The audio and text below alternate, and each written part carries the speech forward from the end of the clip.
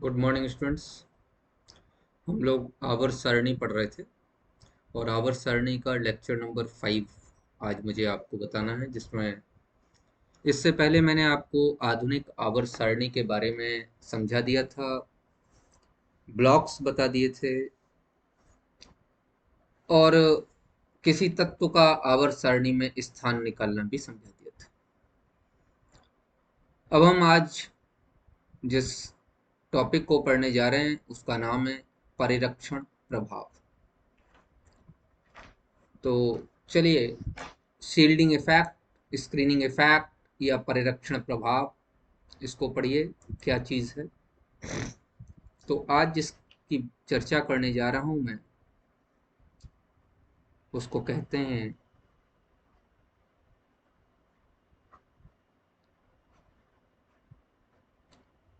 परिरक्षण प्रभाव।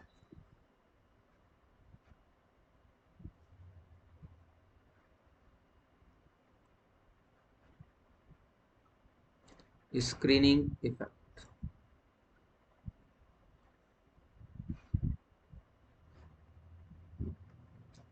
यहाँ पर एक्चुअली दो तरीके के प्रभावों के बारे में मैं आपको बताऊंगा।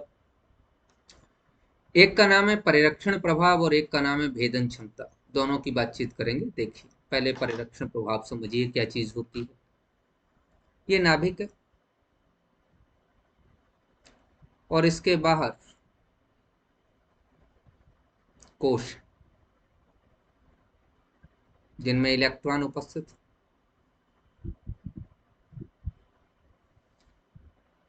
अब ये इसमें जो ये इलेक्ट्रॉन प्रेजेंट हैं, इसमें जो इलेक्ट्रॉन उपस्थित हैं, इन इलेक्ट्रॉनों पर नाभिक एक आकर्षण बल लगा रहा हो और ये इलेक्ट्रॉन भी नाभिक पर आकर्षण बल लगा रहे हैं। बेटे, यहां पर पहला जो बल है वो आकर्षण बल है, जो नाभिक और इलेक्ट्रॉन के मध्य लग रहा है। नाभिक प्रत्येक इलेक्ट्रॉन को अपने पास आकर्षित कर रहा है। ठीक, अब जरा ध्यान से देखिए। ये बाहर वाला इलेक्ट्रॉन नाभिक से आकर्षित तो हो रहा है, परंतु बाहर वाला इलेक्ट्रॉन अंदर वाले इलेक्ट्रॉनों द्वारा प्रतिकर्षित हो रहा है। जरा एक और लाइन खींचता हूं, देखिए। बाहर वाला इलेक्ट्रॉन अंदर वाले इलेक्ट्रॉन से प्रतिकर्षित हो, अंदर के इलेक्ट्रॉन इस बाहर के इलेक्ट्रॉन को प्रतिकर्षण प्रभाव दे रहे हैं। तो यहाँ पे दो अलग अलग प्रभाव साथ में कार्य कर रहे हैं। बाहर वाले इलेक्ट्रॉन को आकर्षण मिल रहा है नाभिक से, और अंदर वाले इलेक्ट्रॉन जो है बाहर वाले इलेक्ट्रॉन को प्रतिकर्षण दे रहे हैं। तो बाह्य इलेक्ट्रॉन को नाभिक से आकर्षण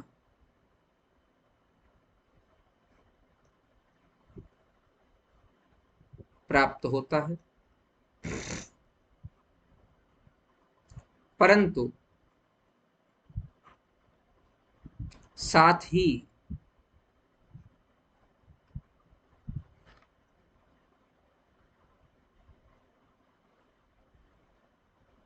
अंदर उपस्थित इलेक्ट्रॉन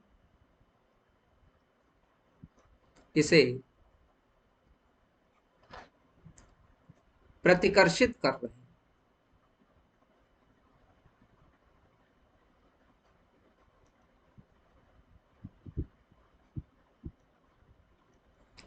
इस प्रतिकर्षण के कारण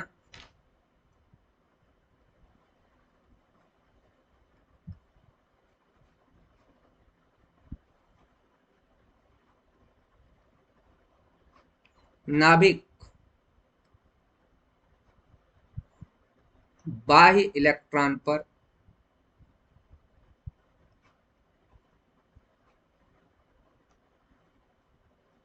कुछ मात्रा में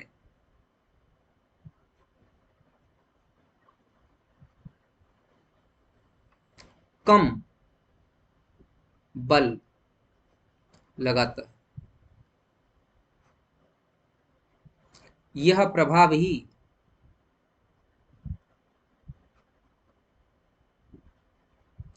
परिरक्षण प्रभाव कहलाता है।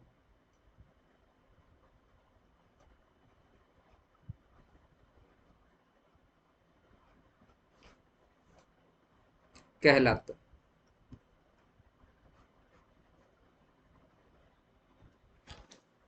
इसका मतलब इलेक्ट्रॉन पर बाह्य वाले इलेक्ट्रॉन पर लगने वाला बल नाभिक का पूरा बल नहीं होता। तो इसका मतलब आंशिक बल लगता है। जी हाँ, आंशिक बल लगता है। उस आंशिक बल को हम लोग कहते हैं प्रभावी नाभिकीय आवेश।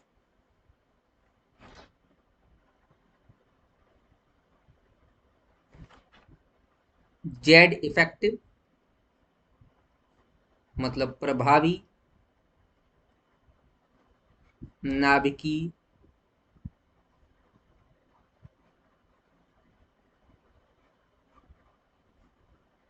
आवेश।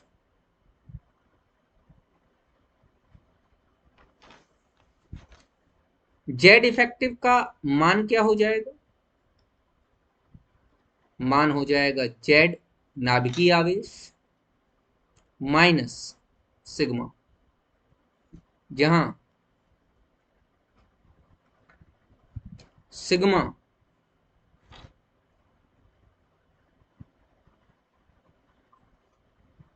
बराबर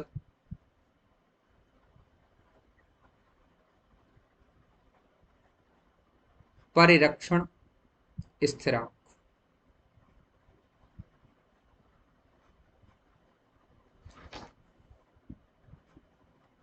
सिग्मा की गणना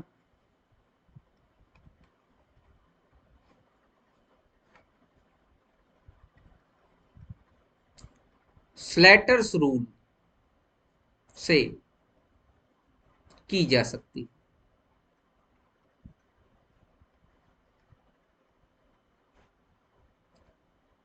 बच्चों, गणना कोई आवश्यक तो नहीं है, लेकिन थोड़ी बहुत जानकारी हमको होनी चाहिए इसके बारे में। तो थोड़ा सा देखते हैं।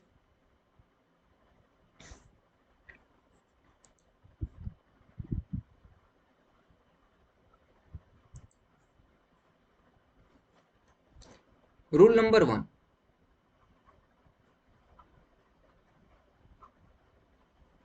Slater's rule.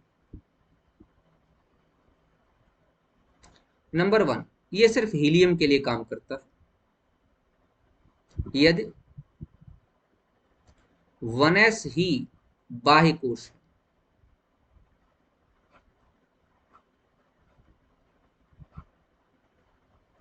तो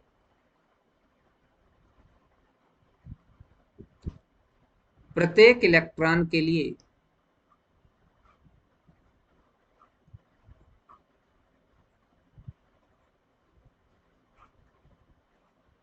सिग्मा बराबर 0.30।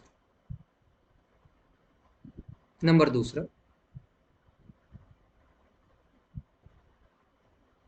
सभी NsNp इलेक्ट्रॉन्स के लिए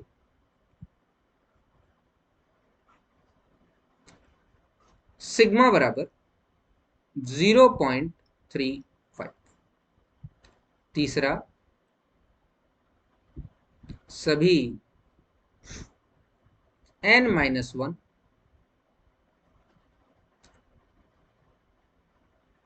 इलेक्ट्रॉन्स के लिए, अब वो किसी में भी हो, n-1 का कोई भी हो, s हो, p हो, d हो, कोई भी के लिए सिग्मा बराबर 0.85।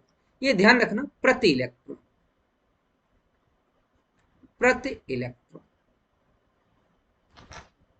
और चौथा है, सभी n-2 इलेक्ट्रॉन्स के लिए सिग्मा बराबर 1.0। जैसे मान लीजिए हीलियम के लिए आपको निकालना था, तो 1s2 आपको सिग्मा निकालना, तो बाहर वाले इलेक्ट्रॉन पे अंदर वाला इलेक्ट्रॉन प्रतिकर्षण लगा रहा होगा, तो सिग्मा की वैल्यू आ गई 1 into 0.30, that is equal to 0.30। तो जेड इफेक्टिव की वैल्यू आ गई बेटे 2, जेड की वैल्यू 2 है, 2 minus 0.30, that is comes out to be 1.7। इस तरीके से आप लिथियम के लिए निकालो, आप बेरिलियम के लिए निकालो, आप बोरॉन के लिए निकालो, जरा निकाल लो, 3, 4, 5 इनके लिए निकालो। लिथियम के लिए निकाल लेते हैं, ये आ गया 1s2 और ये आ गया 2s1। अब 2s1 मतलब 1s लास्ट नहीं है, तो 2s1, 2s1 है तो पहला वाला रूल काम नहीं करेगा। मैं पहले ही बता चुका हूं कि पहला वाला जो रूल है वो सिर्फ हीलियम के लिए काम करता है। तो यहाँ पे 2 इलेक्ट्रॉन है और दोनों इलेक्ट्रॉन n-1 में उपस्थित हैं, तो सिग्मा की वैल्यू आ गई 2 into 0.85, that is equal to 1.7। तो जेड इफेक्टिव की वैल्यू आ गई 3 minus 1.7, that is comes out to be 1.3। अच्छा बेरिलियम के लिए निकालो, 1s2, 2s2, एक इलेक्ट्रॉन तो 2s में प्रेजेंट, तो सिग्मा की वैल्यू, और 2 इलेक्ट्रॉन n-1 में प्रेजेंट, तो n-1 के लिए 0.85, तो वैल्यू आ जाती है 2 इंटू 0.85 प्लस 1 इंटू 0.35, ये वैल्यू आ जाती है 1.7, तो इसकी आ गई और 0.35 इसकी आ गई, तो टोटल वैल्यू हमारे पास आ गई 2.05। तो जेड इफेक्टिव की वैल्यू हमारे पास कितनी आ जाएगी, 4 तो एटॉमिक नंबर है इसका, मतलब जेड की वैल्यू 4 माइनस 2.05, तो इफेक्टिव चार्ज आ जाएगा 1.95। इस तरीके से बोरॉन के लिए निकाल लो बेटा, ये आ जाएगी 1s2, ये आ जाएगी 2s2 और ये आ जाएगी बेटा 2p1। तो अगर सिग्मा की वैल्यू निकालना चाहते हो तो ये n-1 और ये n-2, बोलो भैया, सॉरी ये n-1 और ये तो ns है, सॉरी ये n-1 है और ये ns है, तो ns में 2 इलेक्ट्रॉन है और n-1 में 2, तो n-1 में 2 है तो हो जाएगा 2 इंटू 0.85, ये n-1 के लिए आ गए। ns में भी 2 बचे हैं तो ns के लिए आ जाएगा 2 इंटू 0.35, तो टोटल जो वैल्यू आ जाएगी वो आ जाएगी 1.70, तो टोटल वैल्यू आ जाएगी 2.40। तो जेड इफेक्टिव की वैल्यू आ जाएगी आपके पास बेटे 5 minus 2.40, that is equal to 2.60। जरा ध्यान से देखिए, अगर मैं, ये तो मैंने हीलियम के लिए एक एक्सेप्शन स्वरूप बता दिया था क्योंकि हीलियम में ही एक एक्सेप्शन पाया जा रहा है, बाद बाकी जगह तो नहीं। बाद बाकी 3, 4, 5 जैसे ही आवर्त सारणी में आगे बढ़ते हैं, आप देख रहे हो जेड इफेक्टिव का मान लगातार बढ़ता चला जाता है। देखो बेटा आवर्त सारणी में ऊपर से नीचे जाने पर बहुत स्लाइट चेंज आने के बाद नीचे सारा का सारा कांस्टेंट हो जाता है। तो ध्यान रखिएगा आवर्त सारणी में बाएं से दाएं जाने पर जेड इफेक्टिव का मान बढ़ता है और आवर्त सारणी में ऊपर से नीचे आने पर जेड इफेक्टिव का मान बिल्कुल स्थिर रहता है या कांस्टेंट रहता है। ये चीज समझना जरूरी है। तो जरा नीचे मैं लिख देता हूँ इस बात को, मैंने निकाल के 2-4 आपको दिखा दिए, उसकी कोई कैलकुलेशन की आवश्यकता मैं बता चुका हूँ नहीं है, लेकिन फिर भी ध्यान रखिएगा। तो पहली बात कि आवर्त सारणी में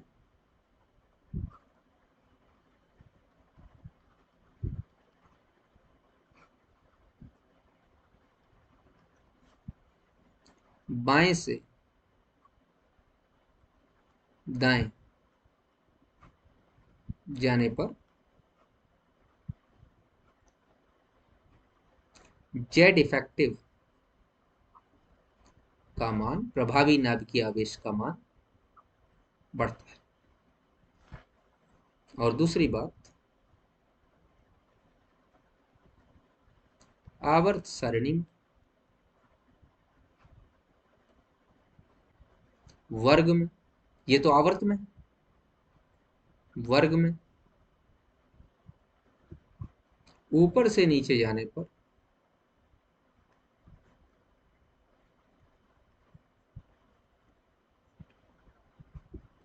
जेड इफेक्टिव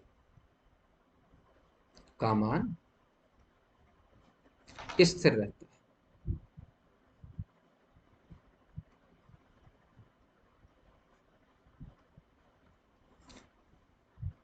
इसमें एक चीज ध्यान रखिएगा कि हमारे पास चार जो है सब शेल हैं जिनमें इलेक्ट्रॉन उपस्थित हो सकता है।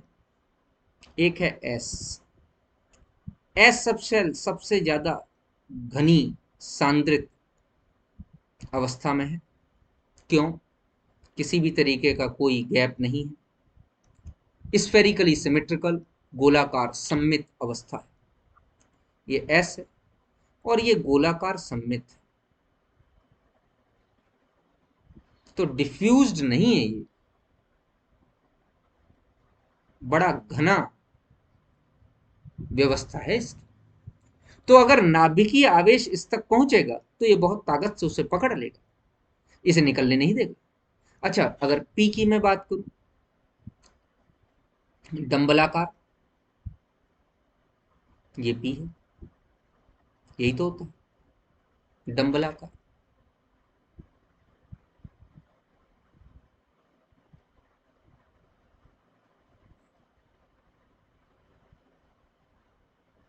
ये पी है। अगर मैं यहां पर, यहां इलेक्ट्रॉन है और यहां इलेक्ट्रॉन, अगर मैं डी की बात करूं, द्विडंबलाकार,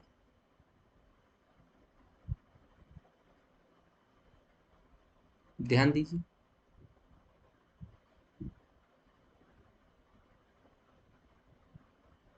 डी द्विडंबलाकार,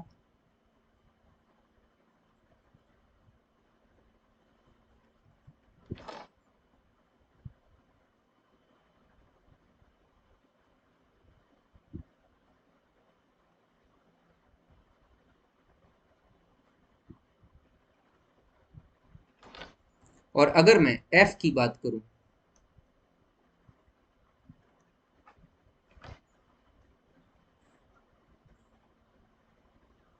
वैसे तो एफ बनाया नहीं जा सकता क्योंकि 3D है, फिर भी मैं आपको एक लगभग व्यवस्था दिखा रहा हूं, कुछ इस तरीके से आता है।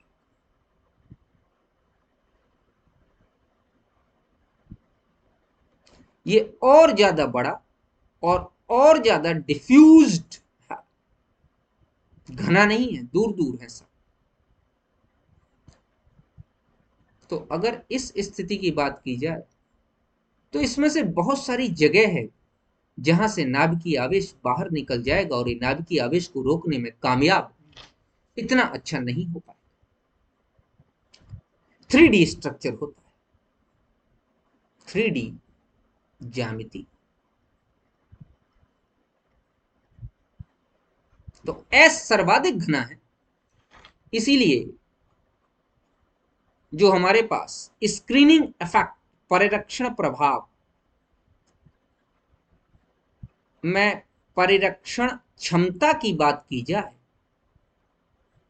तो एस सबसे ज्यादा परिरक्षण करती है, फिर पी, फिर डी, और एफ चूंकि बहुत ज्यादा डिफ्यूज्ड स्टेट में है तो वहां पे परिरक्षण बहुत कम मात्रा में हो पाता है। बेटा यहीं पर मैंने आपको बताया कि मैं एक और बात करूंगा जिसका नाम है भेदन क्षमता। चलिए मैं उसकी भी बात कर लेता हूं।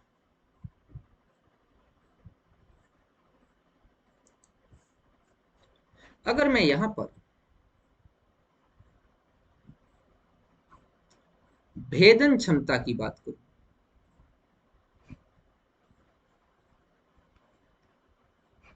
जिसको पेनिट्रेशन इफेक्ट कहते हैं,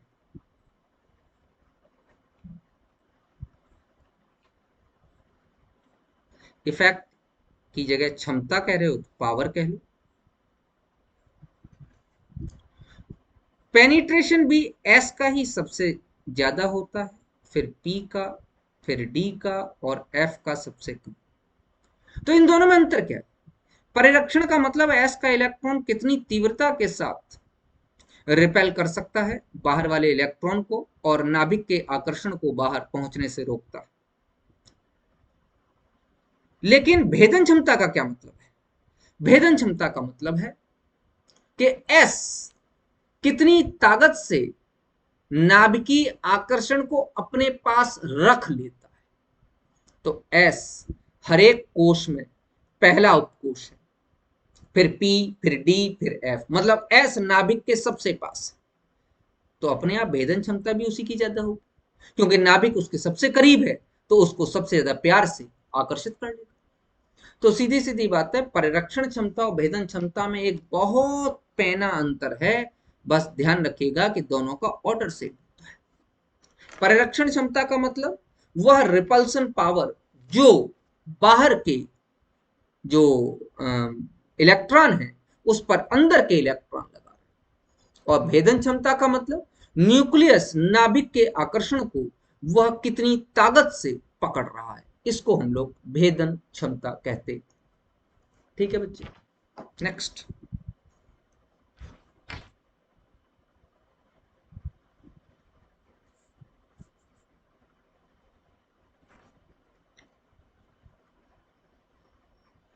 अब हम लोग पीरियोडिक प्रॉपर्टीज पे आ जाते हैं, और पीरियोडिक प्रॉपर्टीज में सबसे पहला है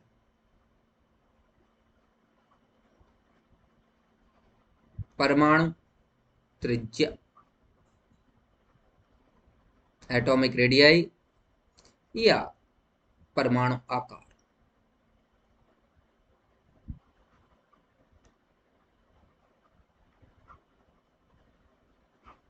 परमाणु का आकार निकालने का सबसे आसान तरीका है इसकी त्रिज्या निकालना।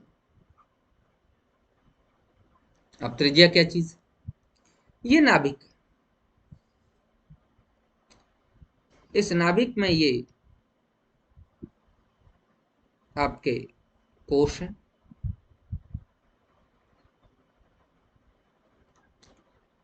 और जिनमें इलेक्ट्रॉन भरे हुए।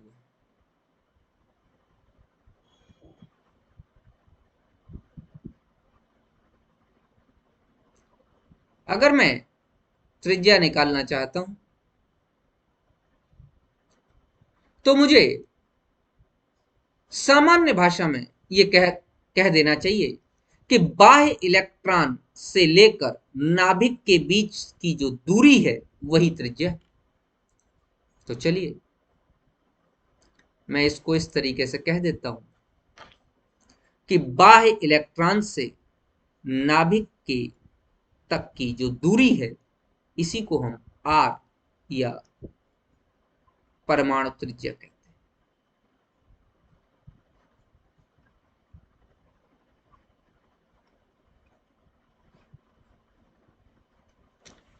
लेकिन समस्या तो ये है कि इलेक्ट्रॉन कोई एक लाइन में घूमने वाला पदार्थ तो है नहीं। डी ब्रोगली और हाइजेनबर्ग ये प्रूफ कर चुके हैं कि इलेक्ट्रॉन एक पथ में घूम रहा है और वहां उसकी वेव नेचर है, तरंग प्रकृति है, और पाए जाने की संभावना से निरूपित किया जा रहा है साई स्क्वायर, इलेक्ट्रॉन के पाए जाने की प्रायिकता। इसका मतलब कोई एक निश्चित जगह अगर ये मान लें तो हाइजेनबर्ग के सिद्धांत को कहाँ लेके जाओगे भाई? हाइजेनबर्ग के सिद्धांत के अनुसार गलत हो जाएगा। एक निश्चित जगह कैसे मान सकते हो तुम? दूसरी बात, परमाणु इतना छोटा है कि उसके त्रिज्या इस तरीके से सेंटर से लेके बाहर तक की दूरी निकाल लेना कोई आसान हंसी खेल तो है नहीं। तो बेटे ध्यान रखना कि परमाणु की त्रिज्या तो निकाली ही नहीं जा सकती। परमाणु की त्रिज्या निकाला जाना असंभव है। फिर क्या करते हैं हम लोग? अप्रोक्सीमेशंस लेते हैं, कुछ लगभग परिमाणों की बात कर लेते हैं। त्रिज्या डायरेक्ट नहीं निकाली जा सकती, त्रिज्या का निकाला जाना असंभव है। तो अप्रोक्सीमेशंस में क्या क्या लिए हैं आज तक, देखिए जरा ध्यान से। हमने अप्रोक्सीमेशंस में ले रखे हैं, पहला सहसंयोजक त्रिज्या।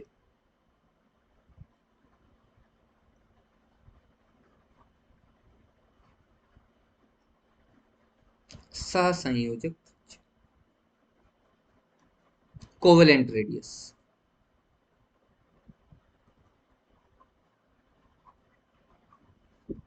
दूसरा क्या ले रखा है? धात्विक त्रिज्या। धात्विक त्रिज्या, इसको मेटेलिक रेडियस भी कहते हैं।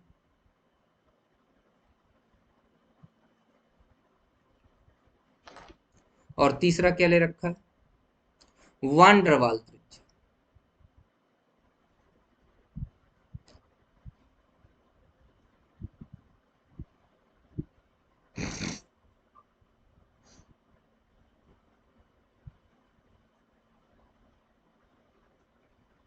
वान डर वाल्स।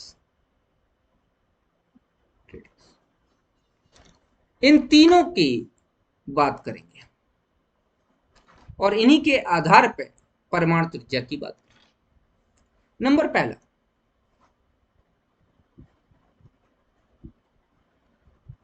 Covalent radius.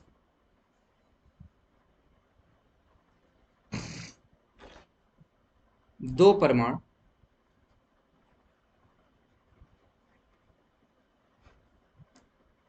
जो सहसंयोजक बंध से जुड़े,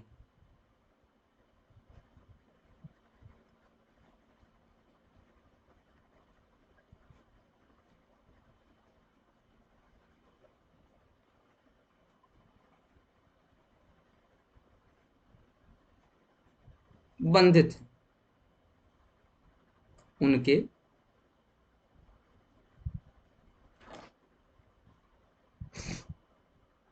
या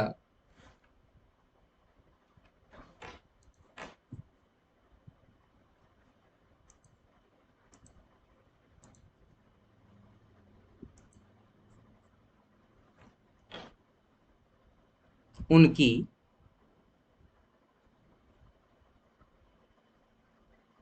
इंटरन्यूक्लियर अंतःनाभिकीय दूरी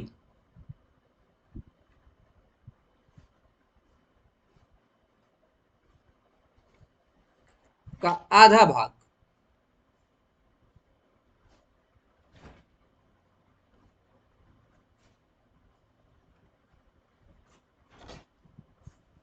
सहसंयोजक त्रिज्या कहलाता है।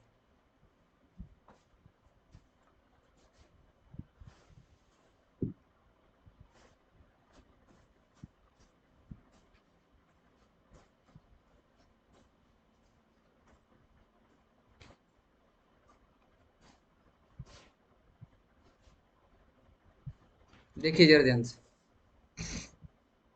जैसे मान लीजिए ये A2 है, ये एक एटम A है और ये एक एटम। ध्यान देना, ये थोड़ा सा सही से बनाना, ये एक दूसरे से ओवरलैप किए हुए होंगे क्योंकि सहसंयोजक बंध बनने के लिए ओवरलैपिंग जरूरी, अति व्यापित हो रहे हैं। इनका नाभिक, इसका नाभिक, इन दोनों नाभिकों के बीच की दूरी अंतः नाभिकीय दूरी, अंतः नाभिकीय दूरी मान लेता हूं कि DAA।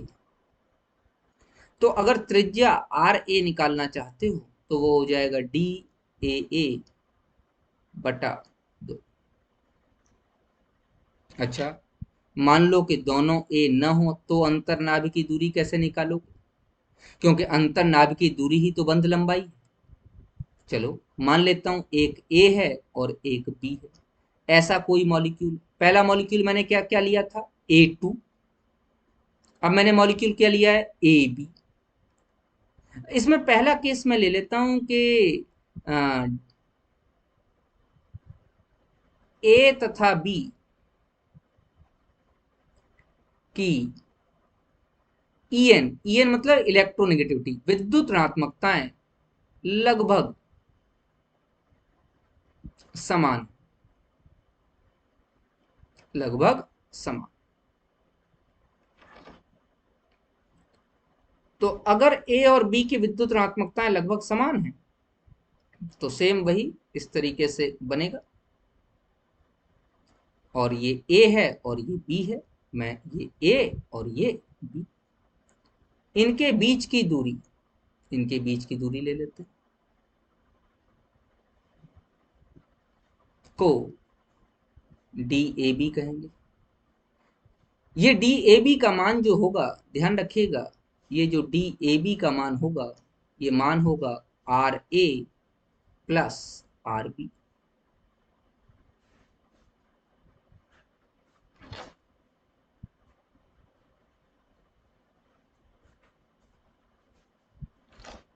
अच्छा, अगर मैंने कोई इस प्रकार का अणु लिया है जहां ए तथा बी की ईएन के मध्य अधिक अंतर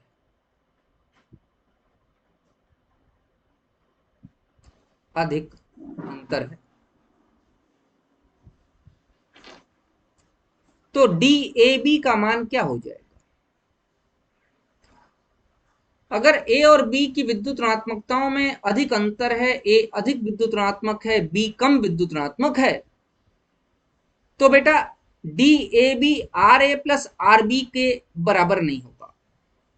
थोड़ा सा एक दूसरे की तरफ वो खिंच जाएंगे और उनके दूरी जो है कम हो जाएगी। तो इसको निकालने के लिए वैज्ञानिक स्टीवेंसन ने एक सूत्र दिया, R A plus R B minus 0.09 into chi A minus काई बी, जहां पर काई ए काई बी ए तथा बी की विद्युत ऋणात्मकताएं हैं। ए और बी की विद्युत ऋणात्मकताओं को काई ए और काई बी कहा गया है, और इसको निकालने के लिए स्टीवेंसन और शूमेकर फार्मूला कहा जाता है। इसे मैं लिख देता हूं ऊपर।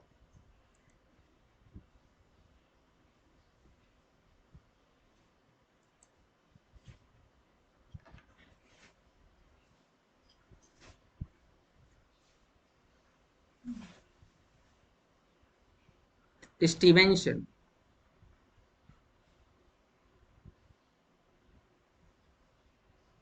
शूमेकर्स फार्मूला, ये D A B bond length भी कही जा सकती है। तो अगर विद्युत ऋणात्मकताओं का अंतर समान है तो निकाली जा सकती है R A plus R B से। समान नहीं है तो भी निकाली जा सकती है, लेकिन ये थोड़ी सी छोटी हो जाएगी, जिसको कि हम लोगों को विद्युत ऋणात्मकता की वैल्यू देखनी पड़ेगी और उससे हम लोग कैलकुलेट कर सकते हैं। तो ये तो हमारा हो गया सह संयोजक त्रिज्या। दूसरी है हमारी धात्विक त्रिज्या। देखिए,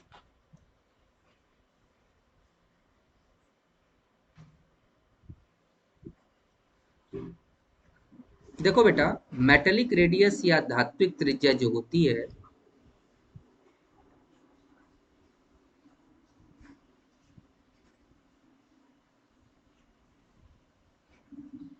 जिसको हम लोग मेटेलिक रेडियस भी कहते हैं,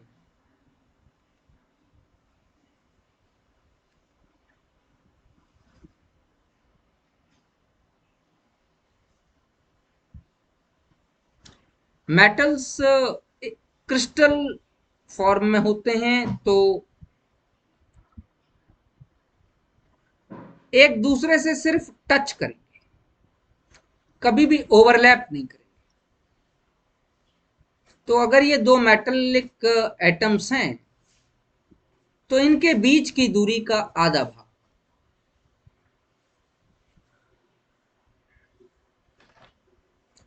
इनके बीच की दूरी का जो आधा भाग है वो कहलाएगा डीएमएम। तो अगर आर मेटेलिक हमको निकालना है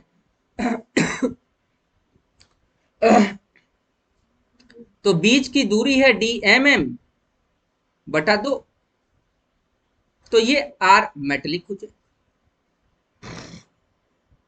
ध्यान रखिएगा, आर मेटेलिक आर कोवेलेंट से थोड़ा सा बड़ा होगा। क्यों? क्योंकि आर कोवेलेंट में तो हमेशा जो है ओवरलैपिंग होती है, और यहां ओवरलैपिंग नहीं हो रही, तो स्लाइट थोड़ा सा इंक्रीज होगा। और जो तीसरी बात है वो है वान डर वाल त्रिज्या।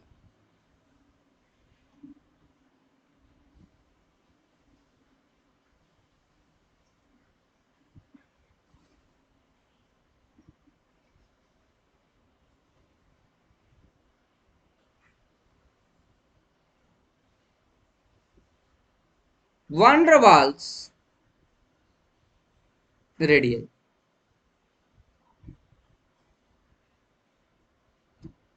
दो चार बातें इसमें समझ लेनी चाहिए वान डर वाल रेडियाई में। पहली बात तो वान डर वाल रेडियाई जो निकाला जाता है वो सदैव पदार्थ की ठोस अवस्था में निकाला जाता है।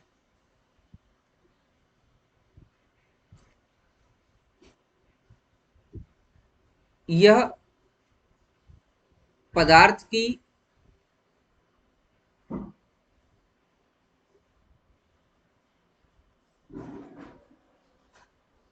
ठोस अवस्था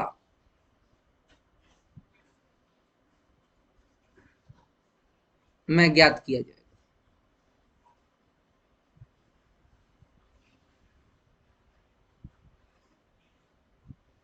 होता क्या है,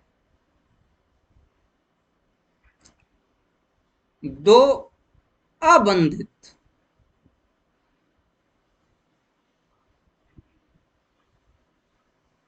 परमाणु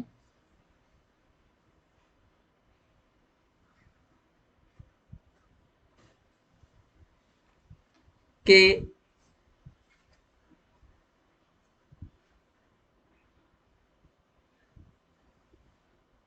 नाभिकों के बीच की दूरी का आधा भाग। और तीसरी बात, अक्रिय गैसों में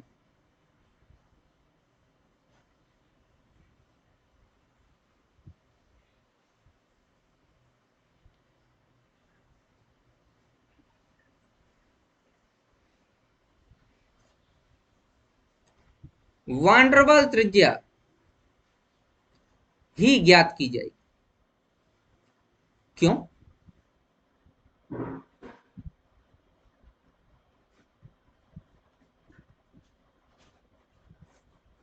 क्योंकि अक्रिय गैसें क्रिया तो करती नहीं, और जब क्रिया नहीं करती तो सहसंयोजक त्रिज्या ज्ञात करने की बात ही नहीं हो सकती।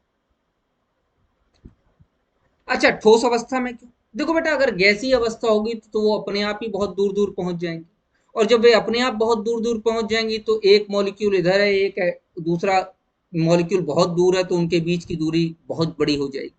तो करते क्या है, उनको ठोस अवस्था में ले आते हैं, ठंडा करते हैं, ठोस अवस्था में ले आते हैं, दाब लगाते हैं, ताप घटाते हैं, और एक समय ऐसा आ जाता है जब अणु बहुत ही निकटस्थ स्थिति पे आ जाते हैं, मतलब इतने निकटस्थ हो जाते हैं कि उससे ज्यादा पास में अब नहीं आ सकते।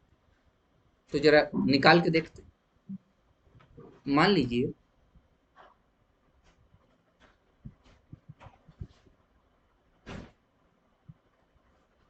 ये ए है और ये बी,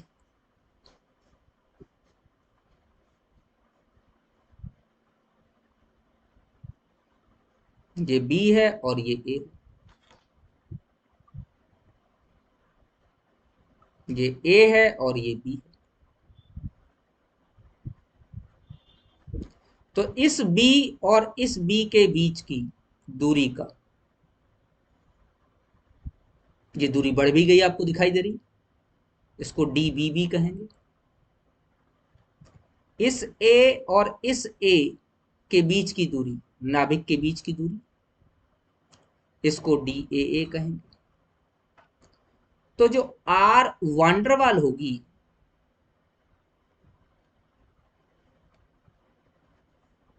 वांडरवाल त्रिज्या किसके लिए, आर ए के लिए, वो हो जाएगी डी ए बाई 2,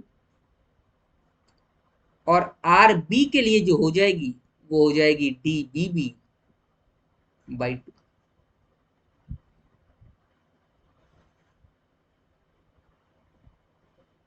इस चीज को समझिए। इसका मतलब सामान्य रूप से मैं कह सकता हूं कि आर वांडरवाल सबसे बड़ी होगी, और अगर कोवेलेंट रेडियस या सहसंयोजक त्रिज्या से अगर मैं बात करूं तो सहसंयोजक त्रिज्या के कंपैरिजन में तो वो बहुत बड़ी। तो एक मतलब नॉर्मल सेंस में मैं आपको ये मतलब बता सकता हूं कि आर कोवेलेंट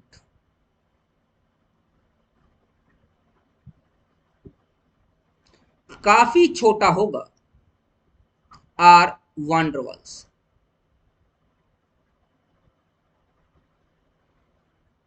अगर किसी भी, जैसे मैं किसी भी एक ही परमाणु के लिए, क्लोरीन के लिए मैं आर कोवेलेंट और आर वांडरवाल की बात करूं, तो क्लोरीन के लिए आर वांडरवाल का मान काफी ज्यादा होगा in comparison to R covalent. बेटे देखो, आर कोवेलेंट अधातुओं के लिए निकाला जाता है, मेटेलिक तो धातु के लिए निकाला जाएगा क्योंकि धातु एक त्रिज्या है, और आर वांडरवाल मुख्यतः अक्रिय गैसों के लिए निकाला जाता है क्योंकि वो आणविक अवस्था नहीं बनाते। तो यहां तक आज मैंने आप लोगों को धात्विक त्रिज्या और वांडरवाल त्रिज्या और कोवेलेंट त्रिज्या के बारे में बताया। इसका परमाणु आकार का आवर्त सारणी में किस प्रकार से देखेंगे, क्या परिवर्तन होता है, और कौन कौन से जो है जगह ये सामान्य परिवर्तन प्रदर्शित नहीं करता, इसके बारे में मैं कल बात करूंगा अपने नेक्स्ट लेक्चर। तब तक बेटे खुश रहिए और अपना ध्यान रखिएगा।